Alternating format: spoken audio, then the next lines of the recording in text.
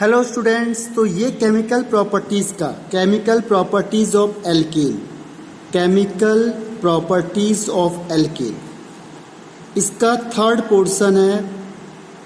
Alkene का third portion है oxidation. Chemical properties में देखो, फर्स्ट हमने क्या पढ़ा था उसमें कि जो रिएक्शंस होती है फ्री रेडिकल के बेस पे, फ्री रेडिकल में कौन सा स्पीड ज़्यादा होगा, किसका कम होगा। सेकंड हमने पढ़ा था, पहला था free radical substitution reaction, second इसमें था आपके पास हैलोजिनेशन। अब थर्ड पॉइंट है आज का, this is called oxidation. Oxidation आपको पता है, ऑक्सीडेशन मीन्स होता है एडिशन ऑफ ऑक्सीजन या रिमूवल ऑफ हाइड्रोजन या फिर लॉस ऑफ इलेक्ट्रॉन, इस तरीके से होता है। तो देखो, ऑक्सीडेशन को हमने यहाँ पे दो तरीके से कैटेगराइज कर दिया है। First is in presence of air, in presence of air. अगर आप किसी भी चीज को बर्न करोगे इन प्रेजेंस ऑफ एयर तो क्या होगा। पहला इसमें देखो, इसको कैटेगरी को हमने डिवाइड कर दिया। First one is complete oxidation, complete oxidation. Complete मतलब क्या होगा, पूरी तरीके से क्या होगा, ऑक्सीडाइज हो जाएगा। तो इसमें कभी भी आपको इन जनरल रिएक्शन में लिख रहा हूं, जैसे मैंने कहा CnH2n+2, इसको हमने किया 3n+1/2 O2, तो ये क्या बनेगा, ये बनेगा NCO2 plus n+1H2 plus heat and light, इससे निकलती है। अगर कंप्लीट कंबसन होगा तो ध्यान रखना CO2 और H2O गैस क्या होगी, निकलेगी। ठीक है, CO2, कोई भी एग्जाम्पल ले लो, कोई भी एल्केन ले लो आप, XYZ, जैसे मैंने लिखा C2X plus O2, C2H6 plus O2 gives, तो ये बनेगा CO2 plus H2O plus heat plus light. Balance करो, देखो यहाँ 2 लिखा है, आपने यहाँ 2 लिख देना है। अब हाइड्रोजन के कितने यहाँ पे 6, तो यहाँ पे 3 लिख दो, 3 2 जा 6। अब कितने हो गए ऑक्सीजन के, देखो 2 2 जा 4 और 4 + 3 7, तो यहाँ 7/2 कर दो। कोई भी आप एल्केन ले लो XYZ, अगर ये आपने एक्सेस में ले लिया, ज़्यादा ले लिया है, तो क्या बनेगा, CO2 और H2O बनेगा, फिक्स होता है। चाहे आपने ले लिया, यहाँ पे ले लो आप C4H10 प्लस O2 गिव्स, तो फिर वही प्रोडक्ट बनेगा CO2 प्लस H2। यहाँ पे 4 है तो इसे 4 से मल्टीप्लाई करो, यहाँ 10 है तो इसे 5 से मल्टीप्लाई करो, और ये 4 2 जा 8 और प्लस 5 13, यानी 13/2, बैलेंस भी हो गई। ठीक है, तो दिस इज कंप्लीट ऑक्सीडेशन, यानी in the presence of excess of air या excess of oxygen is there. ठीक है, अब इसमें एक सेकेंड पार्ट आता है incomplete, incomplete oxidation. Incomplete oxidation कब हो सकता है, इनकम्प्लीट ऑक्सीडेशन कब होगा, जब हमारे पास ऑक्सीजन क्या होगा, लिमिटेड अमाउंट में होगा। यानी कि इसकी भी दो कंडीशन हो गई। पहली कंडीशन है कि जो ऑक्सीजन होता अगर क्या होगा, लिमिटेड हो गया, ऑक्सीजन हमारे पास लिमिटेड है, तो फिर क्या होगा, अगर आपने कोई भी एल्केन को क्या किया, जैसे मैंने लिखा C2H6, कोई भी एल्केन को आपने ऑक्सीजन में बर्न कराया और ऑक्सीजन कैसा हमारे पास, लिमिटेड है, तो हमारे पास जो प्रोडक्ट बनेगा वो बनेगा CO प्लस H2, यानी यहाँ पे CO बनेगा, क्योंकि ऑक्सीजन कम है तो बनेगा CO2 नहीं बनेगा। लिमिटेड में कौन सा प्रोडक्ट बनेगा हमारे पास, CO। तो चाहे आपने इसमें कोई भी प्रोडक्ट लिया हो, CH4, C2H6, C3H8 plus O2, अगर यहाँ पे आपने क्या लिखा हुआ, लिमिटेड लिखा हुआ है, यानी ऑक्सीजन हमारे पास लिमिटेड है, तो क्या बनेगा हमारे पास product CO plus H2 plus heat plus light.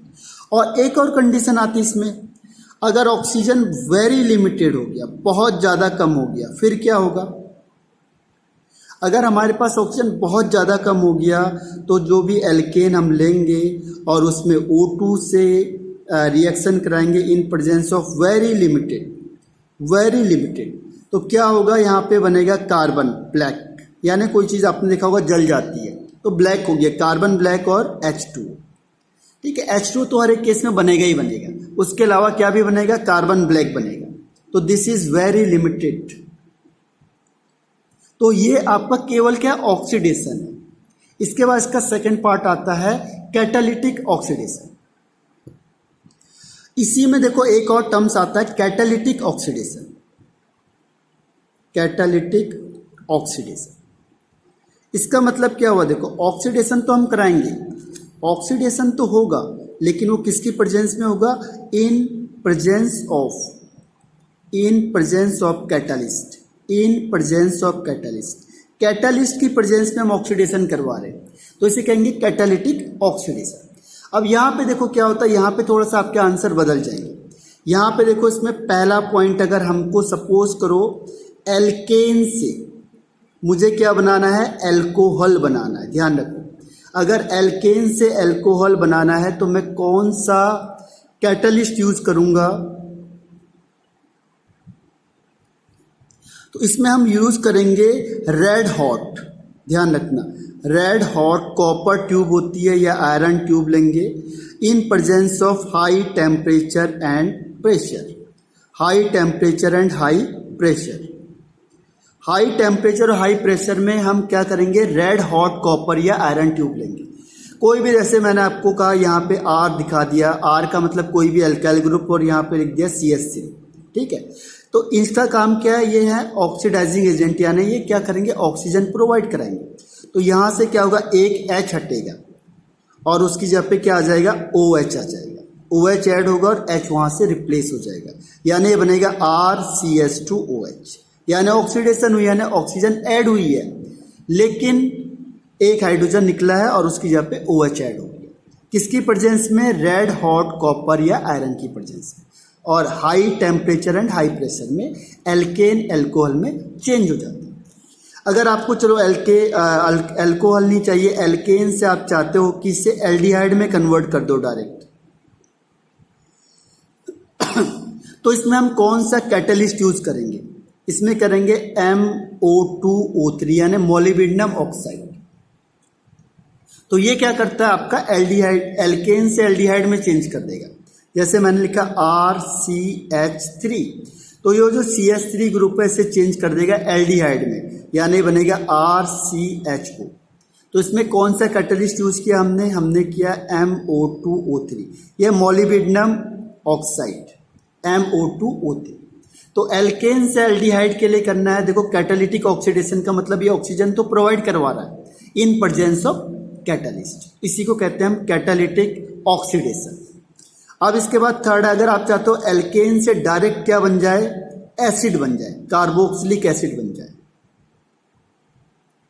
Carboxylic acid बन जाए डायरेक्ट, तो आप कौन सा कैटलिस्ट यूज करोगे? इसके लिए हम कैटलिस्ट यूज करते हैं Ag2। ठीक है, और यहाँ पे मैंने एल्केन लिखा। अब ये जो एल्केन है, ये जो CH3 ग्रुप है किस में चेंज हो जाएगा? एसिड में चेंज हो जाएगा, RCOOH। तो देखो एल्केन से अगर मुझे एसिड में कन्वर्ट करना है तो उसमें कौन सा कैटलिस्ट यूज कर रहे हैं हम? Ag2। ठीक है, सिल्वर ऑक्साइड हमने यूज किया और ये इसमें चेंज हो गया। एक और कंडीशन है कि जनरली ऑक्सीडेशन होती नहीं है, लेकिन अगर आप KMnO4 को यूज करोगे तो KMnO4 केवल क्या करता है? देखो KMnO4 अगर आप इसमें यूज करते हो, क्योंकि ये स्ट्रॉन्ग ऑक्सीडाइजिंग एजेंट माना जाता है, स्ट्रॉन्ग ऑक्सीडाइजिंग एजेंट, तो जो KMnO4 होता है ये टर्सरी हाइड्रोजन को रिप्लेस करता है, टर्सरी हाइड्रोजन को रिप्लेस करता है, ध्यान रखना, और उसकी जगह पे ऐड कर देता है OH को। टर्सरी हाइड्रोजन को रिप्लेस करेगा और वहां पे टर्सरी OH क्या हो जाएगा? ऐड हो जाएगा। यानी कि अगर हमें एल्केन से हमें क्या करना होगा? टर्सरी एल्कोहल बनाना है। देखो टर्सरी एल्कोहल, अगर हम चाहते हैं कि टर्सरी एल्कोहल बने तो हम वहाँ पे KMnO4 को यूज कर सकते हैं एज अ ऑक्सीडाइजिंग एजेंट। जैसे यहाँ पे H है, ये आ गया CH3, यहाँ पे आ गया CH3 और यहाँ पे आ गया CH3। ठीक है, तो इसमें कोई भी ऑक्सीडाइजिंग एजेंट है उसका काम क्या है? ऑक्सीजन प्रोवाइड करवाना। तो जो KMnO4 है इसने क्या किया? ऑक्सीजन प्रोवाइड करवाया, तो ये ऑक्सीजन कहाँ जाएगा? इस जगह पे जाएगा और ये बन जाएगा आपका CH3 और OH, यानी आपका बन गया टर्सरी एल्कोहल। तो ये क्या इट इज़ वैलिड या एप्लीकेबल ओनली फॉर टर्सरी, ये अप्लाई होता है केवल टर्सरी हाइड्रोजन पे बस, बाकियों के लिए ये वैलिड नहीं होता, ये ध्यान रखना है। तो जो ऑक्सीडेशन है उसमें जो था दो पार्ट का किया था हमने, एक सिंपल क्या था ऑक्सीडेशन था इन प्रेजेंस ऑफ एयर, और एक था कैटालिटिक ऑक्सीडेशन मींस कैटालिस्ट की प्रेजेंस में। तो यहाँ पे कैटालिस्ट का काम करते हैं, तो कैटालिस्ट की प्रेजेंस में अगर हम ऑक्सीडेशन करवाएंगे तो डिजायर प्रोडक्ट अलग बनते हैं, और अगर हम सिंपल ऑक्सीडेशन करते हैं तो हमें अलग प्रोडक्ट मिलते हैं। अब नेक्स्ट हेडिंग आता है इसमें नाइट्रेशन। देखो नाइट्रेशन का एक्चुअल में मतलब क्या होता है, कहीं पे भी आएगा नाइट्रेशन। नाइट्रेशन मीन्स क्या होता है कि सपोज करो ये एल्केन है, तो एल्केन के H को, हाइड्रोजन को कौन रिप्लेस करेगा, replaced by nitro group NO2 group. और इसमें जनरली ऐड करते हैं, किससे ऐड करेंगे, नाइट्रिक एसिड को हम इसमें ऐड करते हैं। तो नाइट्रिक एसिड से हमें क्या मिलेगा, नाइट्रो ग्रुप मिलेगा। ये नाइट्रो ग्रुप क्या करेगा, इस हाइड्रोजन को क्या करता है, रिप्लेस कर देता है। तो this process is called nitration. तो इसमें क्या होता है कि जो एल्केन होगा, जनरली जो हम यहाँ पे एल्केन लेंगे वो वेपर फॉर्म में लेते हैं। तो वेपर फॉर्म में लेने के लिए हम इसको टेम्परेचर को हमने हाई करना पड़ता है, और इसका टेम्परेचर होता है लगभग 450 डिग्री सेल्सियस। तो 450 या 400 से 450 यानी वेपर फेज में आ जाए जिससे, क्योंकि ये बिना वेपर फेज के रिएक्शन नहीं कर पाता। तो वेपर फेज में जैसे हमने लोअर एल्केन को लेते हैं वेपर फेज में, तो जैसे मैंने कहा CH3H यानी मीथेन ले लिया, और इसको हमने नाइट्रिक एसिड से रिएक्शन किया यानी HONO2। देखो HNO3 को मैंने तोड़ दिया है, HO और NO2। अब होगा क्या, देखो यहाँ से H निकलेगा, यहाँ से OH निकलेगा, यानी H2O क्या हो गया, यहाँ से रिमूव हो गया, और ये नाइट्रो ग्रुप यहाँ पे अटैच हो गया, तो बनेगा CH3NO2 यानी नाइट्रोमीथेन, और वाटर क्या होगा यहाँ से रिलीज हो जाएगा। अब देखो इसके लिए मैंने अभी कहा था आपको टेम्परेचर, हाई टेम्परेचर चाहिए होता है 400 से 450 डिग्री सेल्सियस। रीज़न क्या है कि ये वेपर फेज में कन्वर्ट होना चाहिए। अगर ये वेपर फेज में नहीं होगा कन्वर्ट तो रिएक्शन नहीं होगी, लोअर के लिए अप्लाई नहीं होता है। लेकिन अगर हमने हाई टेम्परेचर रखा तो हाई टेम्परेचर में क्या होता है, हाई टेम्परेचर में it is applicable for lower alkane as well as higher alkane. Lower और हायर एल्केन के लिए एप्लीकेबल होगा। लेकिन अगर सपोज करो अगर हमने टेम्परेचर कम रखा हुआ है तो ये केवल हायर एल्केन के लिए ही वैलिड होगा, बस ये हायर एल्केन के लिए ही वैलिड होगा, लोअर के लिए नहीं होगा। तो इसीलिए हम हाई टेम्परेचर करते हैं, वेपर्स फॉर्म में आता है तो ये रिएक्शन हो जाती है। अब इसमें एक और कंडीशन है, अगर आपने डिफरेंट टाइप के एल्केन को यूज़ किया, ध्यान रखना एल्केन होगा और इसमें डिफरेंट टाइप के हाइड्रोजन है, और डिफरेंट टाइप के हाइड्रोजन है यानी कि 2 और डिफरेंट कार्बन है, डिफरेंट कार्बन एटम है, यानी 2, 3, 4 हो सकते हैं। तो अगर डिफरेंट कार्बन एटम होंगे तो उसकी वजह से क्या होगा, डिफरेंट टाइप के ये मोनो प्रोडक्ट देता है। ये डिफरेंट मोनो प्रोडक्ट आपको प्रोवाइड कराएगा, मोनो नाइट्रो एल्केन फॉर्म्ड होगा। डिफरेंट टाइप के आपको मोनो नाइट्रो एल्केन फॉर्म्ड होंगे, यानी यहाँ पे हाई, क्योंकि टेम्परेचर क्या होता है इसके लिए हाई। एक्चुअली हम यहाँ पे अब ये बताया था आपको कि ये हाई टेम्परेचर यहाँ पे हम अप्लाई करते हैं। तो जब हाई टेम्परेचर अप्लाई करेंगे तो यहाँ पे CC बॉन्ड भी क्या होता है, ब्रेक डाउन हो जाता है। CC बॉन्ड भी ब्रेक डाउन हो जाएगा, और जब CC बॉन्ड भी ब्रेक डाउन हो जाएगा तो क्या होगा, आपको अलग अलग प्रोडक्ट मिलेंगे। अब कैसे मिलेंगे, देखो सपोज मैंने 2 अलग अलग कार्बन ले लिए, अब इससे कितनी पॉसिबिलिटी है बनने की, देखो यहाँ पे इससे भी टूट सकता है, इससे भी टूट सकता है, तो एक ही बात है, तो ये बनेगा CH3CH2NO2। कब, जब हमने इसमें क्या किया, नाइट्रिक एसिड को मिक्स किया एट हाई टेम्परेचर, तो मुझे ये प्रोडक्ट मिला। और इसमें क्या हो सकता है, देखो इसमें क्या पॉसिबिलिटी कि यहाँ से भी टूट सकता है, यानी यहाँ से भी टूट सकता है। यहाँ से टूटेगा तो क्या मिलेगा मुझे, यहाँ से टूटेगा तो मुझे मिलेगा CH3NO2। और कोई पॉसिबिलिटी है इसमें, देखो 2 थे हमारे पास C, तो एक बार दोनों में जुड़ गया और एक बार एक में जुड़ गया। तो इस तरीके से जितने भी ऑल पॉसिबल, इसमें जितने भी all possible mono nitro alkene formed होता है, मोनो नाइट्रो एल्केन फॉर्म होगा। ऑल पॉसिबल, जितने भी पॉसिबिलिटी है। सपोज मैंने 3 कार्बन ले लिए, देखो 1 2 3 CH3 यहाँ H और ये H। अब देखो एक पॉसिबिलिटी क्या है कि यहाँ से टूटे, तो मुझे यहाँ से मिलेगा CH3NO2, पहला प्रोडक्ट। दूसरा देखो इन 2 C को इंक्लूड कर दो, यहाँ पे मिला मुझे CH3CH2NO2, दूसरा प्रोडक्ट। तीसरा हमने क्या किया कि 1 2 तीनों को रहने दिया और उसके बाहर एक के बाहर NO2 लगा दिया, तो ये हमें तीसरा प्रोडक्ट मिल गया। और क्या बन सकता है इसमें, एक चौथा भी बन सकता है। कैसे, देखो हमने पहले यहाँ पे इसमें 1 पोजीशन में नाइट्रो लगाया था, अब क्या होगा, सेकंड में नाइट्रो मिल जाएगा। तो जितने भी पॉसिबल मोनो नाइट्रो एल्केन बन सकते हो सारे बनेंगे। और कब, जब हमने इसमें नाइट्रिक एसिड को ऐड कराया in presence of high temperature 400 से 450 डिग्री सेल्सियस पर। यानी कि यहाँ पे हमें क्या मिलेगा, मिक्सचर ऑफ, यहाँ पे हमें मिलेगा mixture of mono nitro alkene. हमें क्या मिलेगा यहाँ से, mixture of mono nitro alkene. इसका मिक्सचर, ये सारे के सारे क्या होंगे, इसमें मिक्सअप होंगे। जितने भी पॉसिबल हैं सारे बन सकते हैं। नेक्स्ट हेडिंग है इसमें सल्फोनेशन।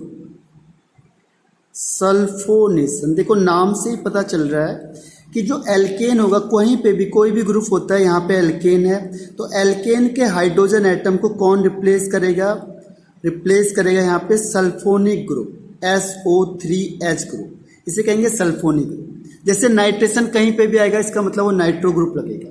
ऐसे अगर कहीं पे भी सल्फोनेशन आया, यानी ये सल्फोनिक ग्रुप वहाँ पे लगेगा ही लगेगा, सल्फोनिक ग्रुप वहाँ पे अटैच होगा, ये फिक्स है। तो हाइड्रोजन को रिप्लेस करके अगर इसमें SO3H ग्रुप लग रहा है तो that is called sulphonation.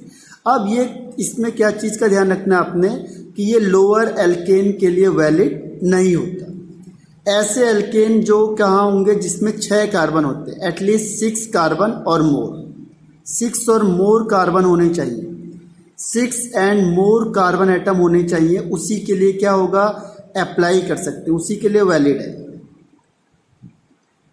Come carbon के लिए बिल्कुल भी, यानी हेक्सेन और मोर होना चाहिए। जो एल्केन है उसमें कौन होना चाहिए, हेक्सेन या मोर। अब जैसे हमने क्या किया, एल्केन लिया और एल्केन में हमने किसको इंट्रोड्यूस करवाना है, fuming sulphuric acid, fuming sulphuric acid. Fuming sulphuric acid का मतलब हुआ H2S2O7, यानी टूटेगा H2SO4 में और SO3 में, तो this is called fuming sulphuric acid, यानी ओलियम। H2SO4 और SO3 में टूटेगा ये, ठीक है। तो अगर ये हुआ तो इसमें क्या होता है, जो H2SO4 है उससे कौन सा ग्रुप निकलेगा, देखो H2SO4, तो H2SO4, तो यहाँ पे H है और क्या होगा, SOH SO3H, ऐसे भी लिख सकते हैं हम इसे। ये हो गया। अब ये ग्रुप का ध्यान रखना, यहाँ से OH निकलेगा और वो एल्केन के हाइड्रोजन के साथ मिलके क्या बना देगा, वाटर बना देगा। तो ये रिएक्शन कैसे होगी, देखो ये रिएक्शन होगी, जैसे मैंने कहा एल्केन में कोई भी एल्केन ग्रुप ले लिया आपने, एल्केन में ले लिया RH ले लो, ठीक है। अब मैंने इसमें क्या किया, फ्यूमिंग सल्फ्यूरिक एसिड का मतलब HOSO3H और SO3 के साथ उसे कंबाइन करा दिया, this is called fuming sulphuric acid, fuming sulphuric acid. अब क्या होगा, देखो यहाँ से H और यहाँ से OH, यानी H2O यहाँ से बाहर हो गया, तो ये बनेगा आपका RSO3H। तो ये सल्फोनिक ग्रुप इसमें अटैच हो गया। अब कोई भी एग्जाम्पल ले लो, मैंने कहा था 6 से ज़्यादा होना चाहिए, आप यहाँ पे 7 वाला ले लो, 40 प्लस HOSO3H, ठीक है, और इन प्रेजेंस ऑफ SO3, तो क्या होगा, ये ग्रुप यहाँ अटैच हो जाएगा, तो ये बनेगा आपका C7H16 होगा, एल्केन है, तो यहाँ पे 15 होगा, एक H निकलेगा और उसकी जगह पे क्या आ जाएगा SO3H, और ये H H2O की फॉर्म में निकलता है। लेकिन कई बार बुक में क्या लिखा होता है, यहाँ पे H2SO4 लिखा होता है। रीज़न क्या है, देखो SO3 यहाँ पे गैस है वो वाटर के साथ मिक्सअप हो जाएगी और ये बन जाएगा H2SO4। तो दोनों आंसर सही है। H2O इसके साथ कंबाइंड होगा और क्या बना देता है फिर H2SO4। तो इसमें जो ऑर्डर ऑफ रिएक्टिविटी होती है, ऑर्डर ऑफ रिएक्टिविटी, जो रिएक्टिविटी का ऑर्डर होता है, टर्सरी हाइड्रोजन बहुत जल्दी रिप्लेस हो जाता है, उसके बाद सेकेंडरी होता है, उसके बाद प्राइमरी होता है। तो ये हर बार हम देखते जा रहे हैं कि जो टर्सरी होता है उसकी स्टेबिलिटी ज़्यादा, वो रिएक्टिविटी ज़्यादा, यानी कि वो जल्दी रिप्लेस हो जाएगा। जैसे मैंने कहा R, C, R और R, यहाँ पे H है, तो ये H बहुत जल्दी रिप्लेस होगा क्योंकि ये टर्सरी है। उसके बाद देखो R, C, R और ये H और ये H, तो ये है secondary. This one is tertiary, this one is secondary. तो जो सेकेंडरी वाला है ये वाला, इसकी स्पीड इससे कम हो टर्सरी से। उसके बाद देखो प्राइमरी बनाएंगे R, C, यहाँ पे H, यहाँ H और ये H, तो ये क्या है प्राइमरी है, दिस इज प्राइमरी। तो इसकी स्पीड क्या होगी, इनसे कम हो जाएगी। तो इस तरीके से स्पीड का जो ऑर्डर होता है वो होता है टर्सरी, सेकेंडरी एंड प्राइमरी। अब अगर आप सपोज करो, अगर डायरेक्ट आप कंसंट्रेटेड H2SO4 से भी बना सकते हो। अगर आपने क्या किया, एल्केन लिया, एल्केन में आपने कंसंट्रेटेड H2SO4 भी मिला दिया, तो H2SO4 का मतलब ध्यान रखना HO और SO3H, तो यहाँ से H निकलेगा, यहाँ से OH निकलेगा, यानी H2O ग्रुप रिलीज होगा और ये सल्फोनिक ग्रुप इसमें लग जाता है, इसीलिए हम इसे कहते हैं सल्फोनेशन। और यहाँ पे हमें हीटिंग भी करनी पड़ेगी। अब इसमें एक चीज़ का ध्यान रखना आपने, क्या चीज़ का आपने ध्यान रखना है कि अगर सपोज करो मैंने क्या किया, ये तो सिमेट्रिकल था, अगर अनसिमेट्रिकल आ गया, अनसिमेट्रिकल एल्केन हमने यूज़ किया है, अगर हमने अनसिमेट्रिकल एल्केन अगर हमने यूज़ किया है तो क्या बनेगा, रेसिमिक मिक्सचर।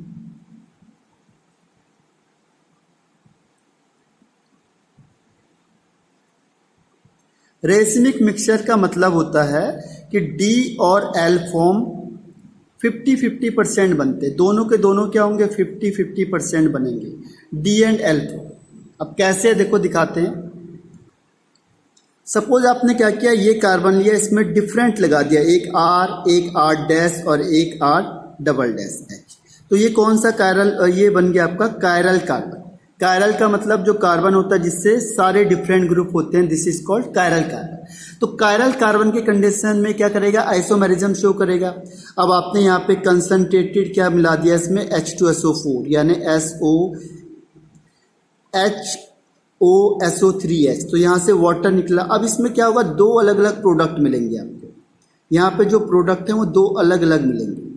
पहला कैसे मिलेगा देखो, C यहाँ पे SO3H और यहाँ R डैश और ये R डबल डैश, तो सपोज करो ये D फॉर्म है। अब दूसरा देखो इसमें सेकंड कैसे बनेगा, सेकंड बनेगा यहाँ पे इधर की साइड आपके पास HSO3 अटैच होगा, S से अटैच होता है SO3H, सल्फर अटैच होगा किससे, इसको अलग ही दिखा देते हैं, देखो SO3H। अब यहाँ से अटैच होगा ये, अब ये बन गया R, ये R डैश और ये R डबल डैश, तो ये क्या हो गया, डिफरेंट कॉन्फ़िगरेशन हो गया।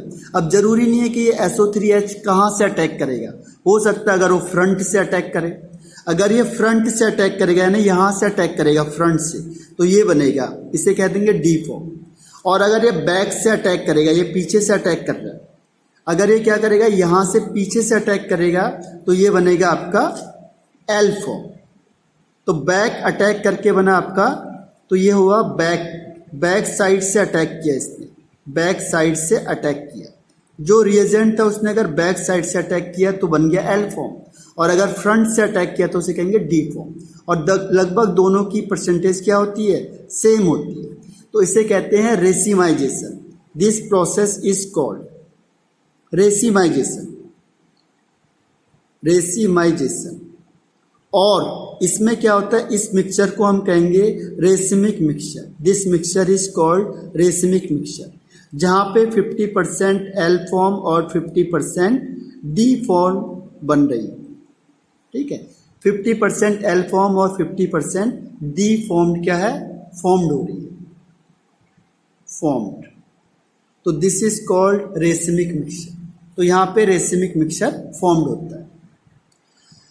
इसमें एक दो पॉइंट और बचे हुए हैं जो हम नेक्स्ट चैप्टर में पढ़ेंगे और ये आपका एल्केन फिनिश हो जाएगा।